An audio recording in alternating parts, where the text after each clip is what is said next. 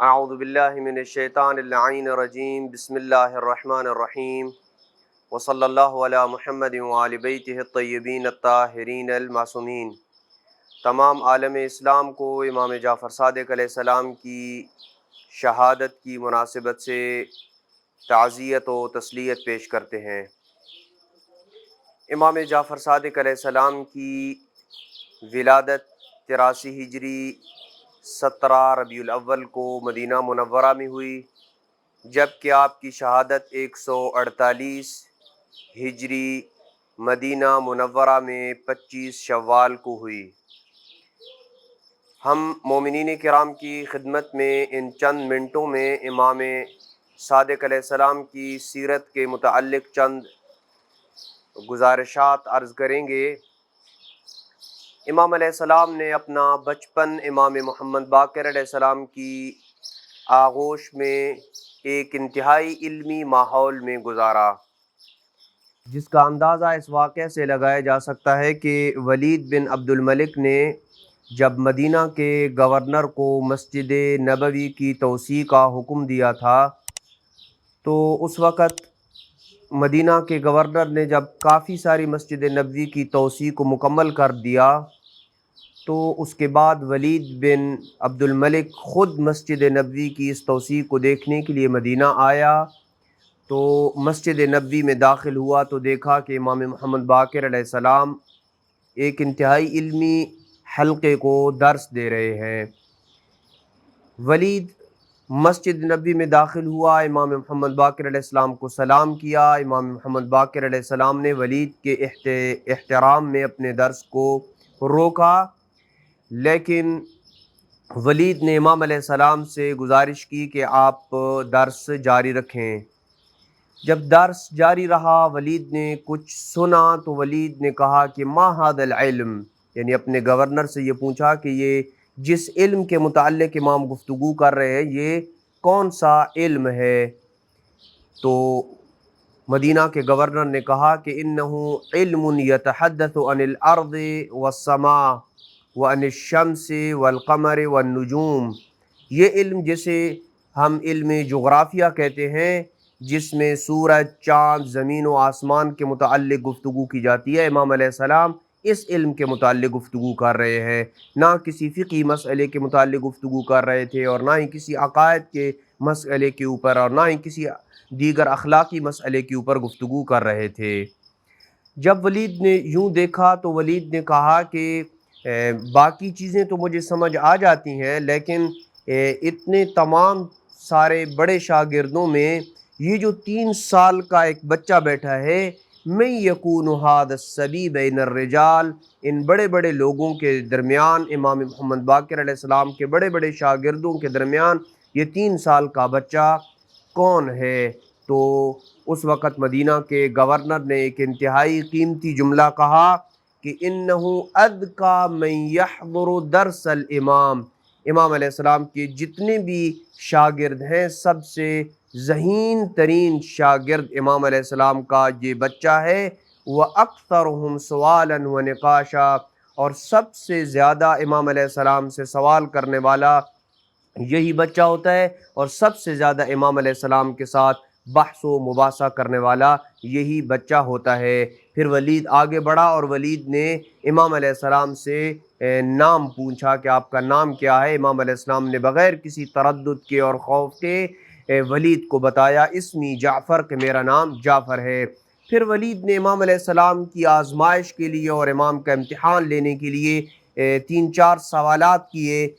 وقت کے دامن میں گنجائش نہیں ہے کہ میں ان سوالات کو اپنے مومنین کی خدمت میں بیان کروں۔ امام علیہ السلام نے انتہائی مدلل انداز میں ان سوالات کے جواب دیے۔ یہ دیکھ کر ولید حیران رہ گیا، اور وہ امام جعفر صادق علیہ السلام کا ہاتھ پکڑ کے امام محمد باقر علیہ السلام کے پاس آیا اور کہا ان ولدک سیکون علامۃ عصرہ، کہ آپ کا یہ فرزند انشاءاللہ زمانے کا بہت بڑا عالم اور بہت بڑا علم کا مالک قرار پائے گا۔ امام جعفر صادق علیہ السلام کا اپنے بچپن ہی میں اپنے والد کے ساتھ ایک خاص لگاؤ تھا، اور اپنے والد کے ساتھ انتہائی نیک سلوک کے ساتھ پیش آیا کرتے تھے، اور یہی وجہ ہے کہ امام محمد باقر علیہ السلام جب اپنے فرزند نامدار امام جعفر صادق علیہ السلام کو دیکھتے کہ وہ میرے ساتھ یعنی اپنے والد کے ساتھ بہترین اور نیک سلوک کے ساتھ پیش آ رہے ہیں، تو اکثر یہ فرمایا کرتے تھے کہ ان سکرات الموت یخففها اللہ علی من کان بارا بوالدیہ، موت کی سختیاں اللہ اس بندے سے کم کر دیتا ہے جو بندہ اپنے والدین کے ساتھ نیک سلوک کے ساتھ پیش آتا ہے۔ وَإِنَّ أَفْضَلَ الْأَعْمَالِ بِرُّ الْوَالِدَيْنِ، اور سب سے افضل عمل اگر کوئی تلاش کرنا ہو تو وہ والدین کے ساتھ نیک سلوک کرنا ہے۔ امام جعفر صادق علیہ السلام کے ذاتی کمالات کا اگر جائزہ لیا جائے تو امام علیہ السلام کے اندر وہ ذاتی کمالات، چاہے وہ علم ہو، چاہے وہ زہد ہو، چاہے وہ امام علیہ السلام کا تقوی ہو، چاہے امام علیہ السلام کا تواضع ہو، حلم و بردباری ہو، ہر صفت امام علیہ السلام کمال کی بلندی کے اوپر فائز تھی امام کے نفس کے اندر۔ امام علیہ السلام کی سخا اور امام کے کرم کو ہی اگر دیکھ لیں تو امام علیہ السلام کا ایک باغ تھا جس سے امام علیہ السلام کو سالانہ 4000 دینار کی کھجوریں حاصل ہوتی تھیں، جن کی قیمت جو ہے وہ 4000 دینار تھی۔ امام علیہ السلام 3000 دینار فقراء اور محتاج اور مساکین کے اوپر تقسیم کر دیتے تھے اور 1000 دینار اپنے اخراجات کے لیے رکھ لیا کرتے تھے۔ امام جعفر صادق علیہ السلام کے اعلیٰ اخلاق کی مثال اگر دیکھنی ہو تو اس واقعے سے ملتی ہے کہ ایک دفعہ ایک شخص دوران حج اس کی ایک بیلٹ جسے عربی میں ہمیان کہتے ہیں جو احرام کے اوپر باندھی جاتی ہے اور اس کے اندر ایک خاص جیب بھی بنا ہوا ہوتا ہے جس کے اندر کوئی چیزیں انسان اپنی ضروری چیزیں رکھ سکتا ہے، تو ایک شخص کی یہ جسے ہم اپنی زبان میں بیلٹ کہتے ہیں وہ گم ہو گئی، اور وہ اس کو تلاش کرتے کرتے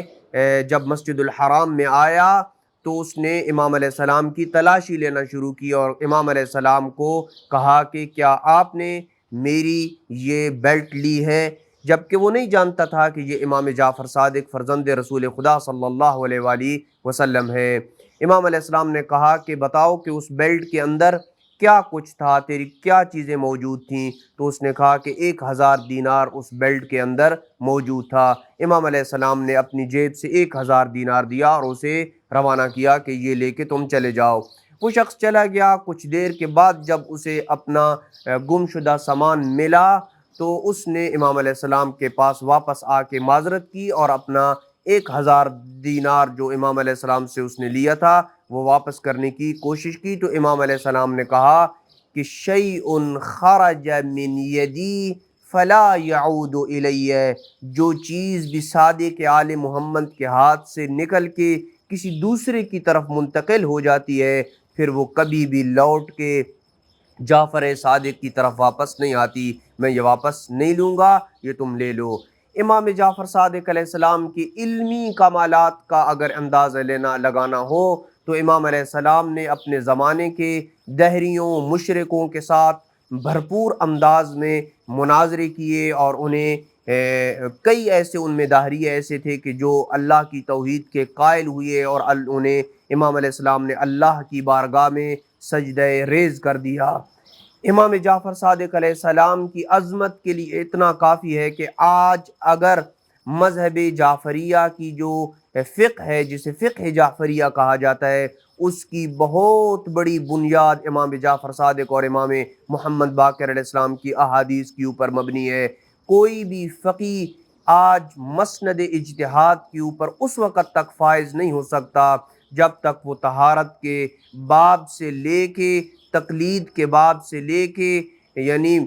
پہلے مسئلے سے لے کے میراث کے آخری مسئلے تک ہزاروں بلکہ لاکھوں کی تعداد میں امام جعفر صادق اور امام محمد باقر علیہ السلام کی احادیث سے استفادہ نہ کر لے اس وقت تک وہ مسند اجتہاد کے اوپر فائز نہیں ہو سکتا۔ اور یہ بہت بڑی میراث فقہ کے باب میں امام جعفر صادق علیہ السلام نے اور امام محمد باقر علیہ السلام نے چھوڑی ہے جس سے آج پورا مذہب جو ہے وہ مستفید ہو رہا ہے۔ یہی وہ امام تھا جسے